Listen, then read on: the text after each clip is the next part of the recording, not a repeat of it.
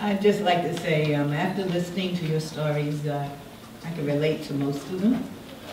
I have never met a woman that was in the military that I believed had never been harassed. Great. I think that is the nature of the beast. When I went into the military, by the way, I'm an Air Force veteran. I did 8 years and 3 months. I was first a military wife, and I thought I loved the environment, and I thought, oh, well, I mean, you know, except my husband was in the Army, and he was with the 101st, and he jumped out of planes. I did not have that intention. I did not intend to get up in the morning and run 8 miles. And because I didn't. I went into the Air Force. Unfortunately, I didn't go in April when my recruiter called me. I did do the delayed entry program. I waited until October, and therefore I'm a peacetime vet. And the experience was one that taught me, I think, the most about life than anything else in the world. Amen. It taught me that power is corrupt, and that if you don't use your own mind and your own brain, you will be more vulnerable than you would have just by the experience. When I went into the service, I knew what I wanted. I knew I wanted to go to school. I knew I wanted to travel. I knew I wanted to do all of those things. And I'm a Brooklynite. I came from Brooklyn, and I always had food on my plate, roof over my head, shoes on my feet. I didn't have those issues about what I wouldn't have if I couldn't go into service.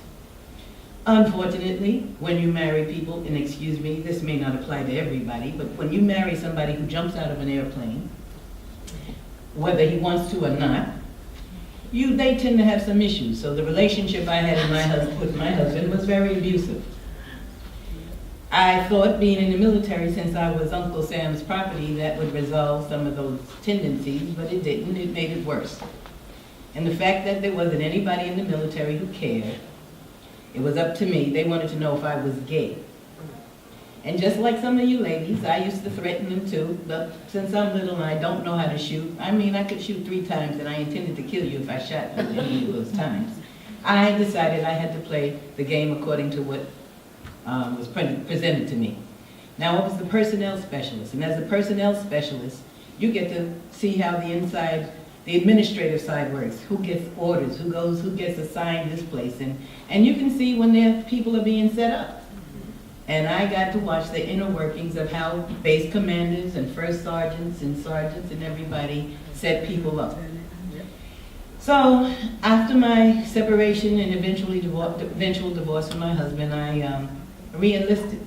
And that's how I got to have the 8 years. And they sent me to Korea, Kunsan Air Base, Korea. Best shopping spree in the world.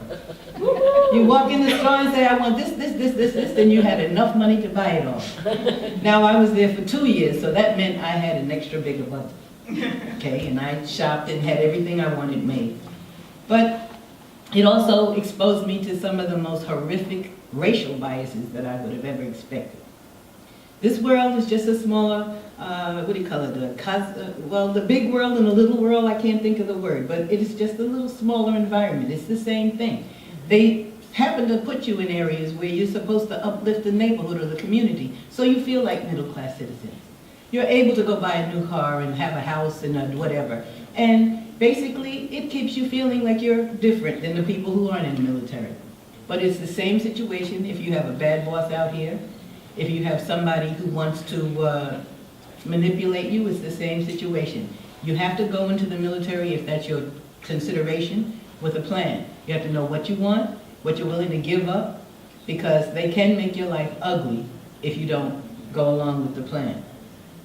Now, my experience led me to knowing where papers were filed and what the papers were supposed to mean. So when I came out of the service and I went to apply for my GI Bill, and I found that the Department of Veterans Affairs employees didn't act the way I thought they should, because as a personnel specialist, may I help you? Thank you. I'm expecting that. It wasn't like that. So I got annoyed and I took a test and I said, I'm going to make sure that this doesn't happen. When I come to work, I'm going to work and I'm going to help vets get their benefits. Well, it turned out that the test that I took wasn't for the Federal Department of Veterans Affairs, it was for the state. And I'll never forget, I was working for Social Security when my deputy for New York City called me and asked me if I was ready to take this position and work for Governor Cuomo as a veteran advocate. It was the best day of my life. I said, yes, I will take it. And the reason was that being a state veterans counselor allowed me to help veterans with any issue that came up. I didn't have to be an expert, but I had to be willing to try to help and find a place where I can get the veterans the services they needed.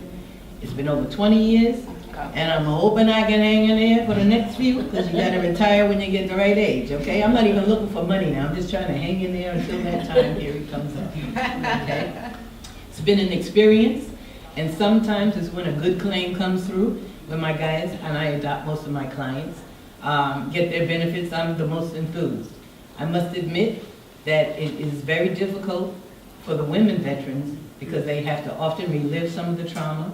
They feel guilty and ashamed, and the system was set up for us to feel guilty and ashamed. If you consider the number of women that they have in the military and all of these men, they want us to consider that they have hormones, that they are stronger, that they may be smarter, that we are vulnerable to whatever, and they're the ones who are going to rescue us. And so for women, for myself, I went in because I wanted to be equal. I didn't want my race, my age, my gender to be an issue. I went in to be equal because I thought I was smart enough. And when I got there, I found that it was a little bit different. You could be those things, but you had to do it in a way that you walked away with all of you or as much of you intact as you could. So it is a trying experience for anybody who wants to go in, and I don't care what your age is, well, I can't say that, what your race is, what your gender is, it is a test. And you can pass it as long as you have a plan.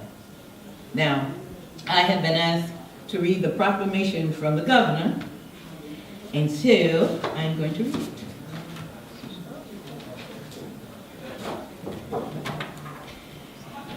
State of New York Executive Chamber Proclamation.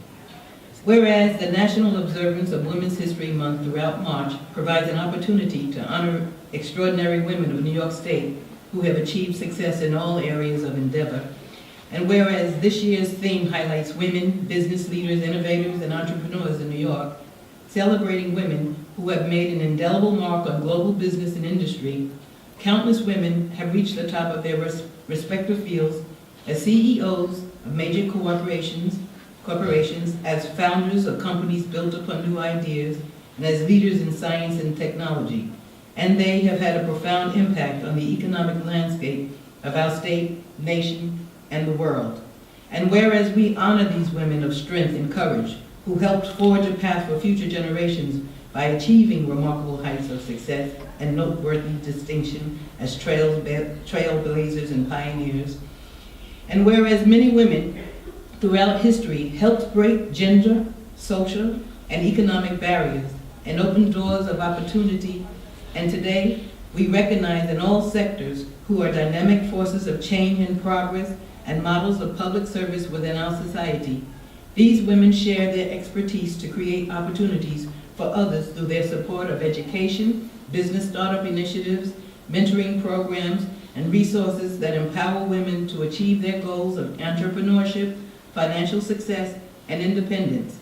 And whereas New York is committed to achieving equality for women and to ensuring their rights, their freedoms, their economic strength, and their opportunities for advancement in the workplace, it is vital that we continue breaking down barriers to women's full equality and eliminate gender-based discrimination in today's society.